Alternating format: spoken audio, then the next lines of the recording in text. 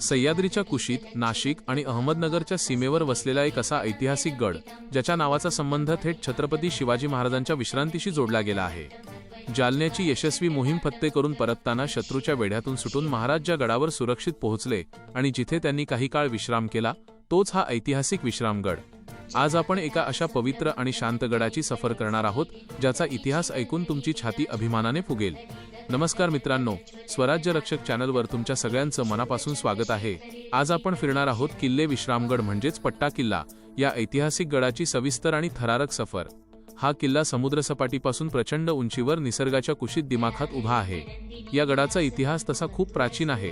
बहमनी सत्ता, निजामशाही आणि मोघलांच्या ताब्यात राहिलेला हा किल्ला मराठ्यांच्या पराक्रमाने स्वराज्यात सामील झाला।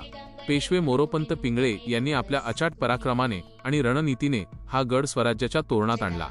हा गड म्हणजे खानदेश आणि बागलाण प्रांतातून येणाऱ्या शत्रूवर नजर ठेवण्यासाठी स्वराज्याच्या सीमेवरचा एक अत्यंत महत्त्वाचा आणि मजबूत पहारेकरी होता।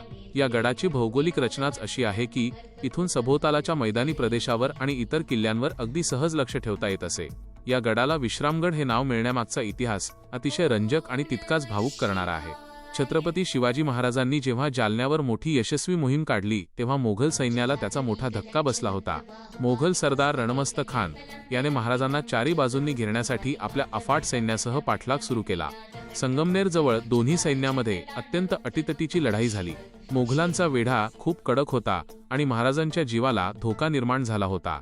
पण अशा कठीण प्रसंगात स्वराज्याचे गुप्तहेर प्रमुख बहिर्जी नाईक आणि मराठ्यांच्या सैन्यानं आपल्या अचाट चातुर्याचा गनिमी काव्याचा वापर केला।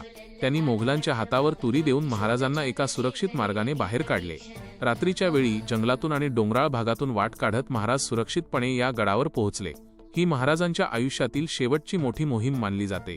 सततच्या मोहिमा, धावपळ आणि या शेवटच्या लढाईतील दगदगीमुळे महाराजांची प्रकृती कमालीची खालावली होती। त्यांना तातडीने विश्रांतीची आणि उपचारांची गरज होती।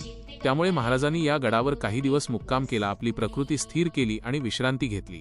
राजांच्या याच ऐतिहासिक वास्तव्यामुळे आणि मुक्कामामुळे या पट्टागडाला पुढे विश्रामगड म्हणून ओळखलं जाऊ लागलं। हा गड छत्रपतींच्या शेवटच्या काळातील काही अत्यंत महत्त्वाच्या क्षणांचा साक्षीदार आहे। आज जेव्हा आपण या गडाची सफर करायला निघतो तेव्हा इथला निसर्ग आपल्याला भुरळ पाडतो। गडाच्या पायथ्याशी असलेल्या गावांतून वर जाताना उंच पवनचक्क्यांचा परिसर आणि सह्याद्रीचे विहंगम दृश्य डोळ्यांचे पारणे फेडते। गडाची चढण चढताना आपल्याला जाणीव होते की हा किल्ला शत्रूसाठी किती दुर्गम असेल। गडावर प्रवेश करताना भक्कम दगडी तटबंदी आणि प्राचीन दरवाजे आपले स्वागत करतात। गडाच्या विस्तीर्ण माथ्यावर गेल्यावर आपल्याला अनेक ऐतिहासिक वास्तू पाहायला मिळतात।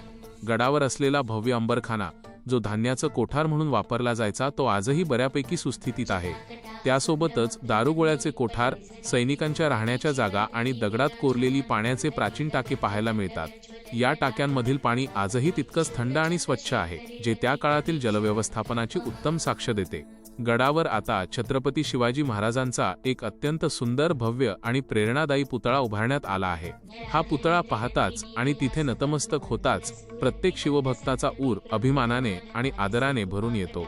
याशिवाय गडावर असलेल्या लक्ष्मीनारायण स्वामींच्या प्राचीन गुहा आणि पट्टाई देवीचं मंदिर गडाचे ऐतिहासिक महत्त्व तर वाढवतातच, पण त्याचसोबत या परिसराला एक वेगळीच शांतता आणि पवित्रता प्रदान करतात। या गडावरून सभोवतालचा अथांग परिसर, खाली पसरलेली दरी आणि दूरवर दिसणारे इतर किल्ले न्याहाळताना आपण थेट शिवकाळात हरवून जातो। हा गड आपल्याला शिकवतो की स्वराज्य केवळ तलवारीच्या जोरावर नाही, तर योग्य वेळी घेतलेल्या रणनीतीवर आणि अभेद्य किल्ल्यांच्या आधारावर टिकून राहिले। मित्रांनो, जिथे स्वतः शिवछत्रपतींच्या पावलांचे ठसे उमटले, ज्या गडाने आपल्या राजाला सुरक्षित आश्रय दिला, अशा या पवित्र आणि ऐतिहासिक विश्रामगडाचा इतिहास ही सविस्तर सफर जर तुम्हाला मनापासून आवडली असेल तर व्हिडिओला नक्की लाईक करा। तुमच्या मनात या गडाबद्दल काय भावना आहेत हे खाली कमेंट करून नक्की सांगा। जर तुम्ही चॅनलवर नवीन असाल तर आपल्या या लाडक्या चॅनलला नक्की सबस्क्राईब करा आणि तुमच्या प्रत्येक शिवभक्त मित्रासोबत हा व्हिडिओ शेअर करायला विसरू नका, जेणेकरून हा सुवर्ण इतिहास घराघरात पोहोचेल। जय जिजाऊ, जय शिवराय।